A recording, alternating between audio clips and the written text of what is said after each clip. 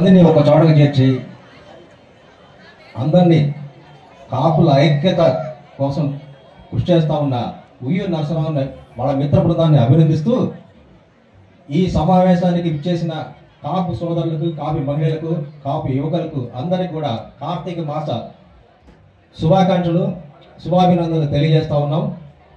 అలాగే వేదికను అలంకరించిన పెద్దలందరికీ కూడా నా అభినందనలు, శుభాభినందనలు తెలియజేస్తూ ముందుగా మనం కాపు కులానికి ఆరాధ్యులైనటువంటి శ్రీకృష్ణదేవరాయలు వారి హయాంలో జరిగిన పరిపాలన అంతా కూడా స్వర్ణయుగంగా చెప్పుకుంటారు. ఆ తర్వాత కాపు కులంలో ఇంకా తర్వాత చాలామంది వచ్చారు. సరే, దాసనారాయణ గారు కావచ్చు, తర్వాత మన చిరంజీవి గారు కావచ్చు, ఎంతోమంది కూడా ఆ దిశగా పయనించాలని ఆయన గుర్తు ఆ రోజు కొబ్బరి చెట్టు గుర్తు 294 సీట్లలో కూడా ఆయన కాపులు నిలబెట్టి ఒక ప్రయత్నం చేశాడు.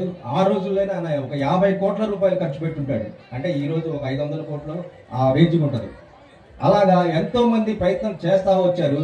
ఆ కోణంలో ఇవాళ అందరికన్నా ధైర్యవంతుడు, సహనశీలి, పట్టుదలగని వాడు పవన్ కళ్యాణ్ గారు కూడా పార్టీని పెట్టి 10 సంవత్సరాలు మన కోసం, మన బిడ్డల కోసం, మన బిడ్డల భవిష్యత్తు కోసం కృషి చేస్తూ ఉన్నారు.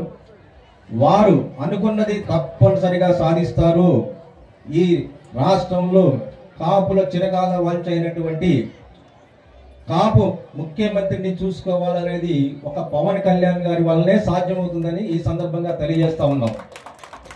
ఎందుకంటే చిరంజీవి గారు లాంటి వారు ఆయన ఈ చిన్న చిన్న విషయాన్ని కూడా దూరంగా వెళ్ళే పరిస్థితి.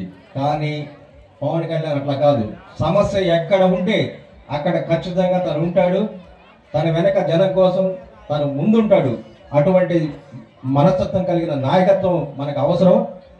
ఆయన అడుగు జాడల్లో అందరం కూడా కాపు సంఘాలన్నీ కూడా మొన్న ఈ రాష్ట్రంలో అన్ని కాపు సంఘాలు కూడా ఏకధాటిగా పవన్ కళ్యాణ్ గారిని అనుసరించి ఎన్డీఏ కూటమి బలపరిచారు. తదుపరి కూడా 2029లో మనం పవన్ కళ్యాణ్ ముఖ్యమంత్రికి దిశగా మనం ప్రయత్నం చేయాలని కాపు సంఘాలందరినీ కూడా అభ్యర్థిస్తా ఉన్నాం. అలాగే నాకు ఈ అవకాశం ఇచ్చిన పెద్దలందరికీ కూడా ధన్యవాదాలు తెలియజేస్తూ ఇంతటితో విరమిస్తున్నాను.